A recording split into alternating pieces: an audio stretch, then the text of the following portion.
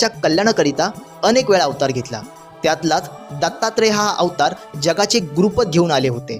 पण त्यानंतर इसवी सन 1149 मध्ये श्री दत्तात्रेय महाराजांनी श्री स्वामी समर्थ महाराजांच्या रूपात अवतार घेतला। आता तो कसा घेतला हे आपण जाणून घेऊया।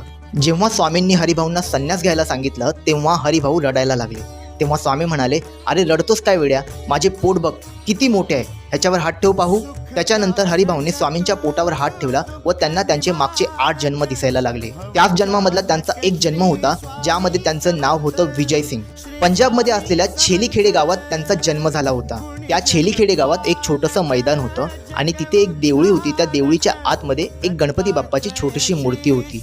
त्याच मूर्तीबरोबर हा रोज विजय सिंग जाऊन गोट्या खेळायचा। तो देवाबरोबर रोज गोट्या खेळायचा।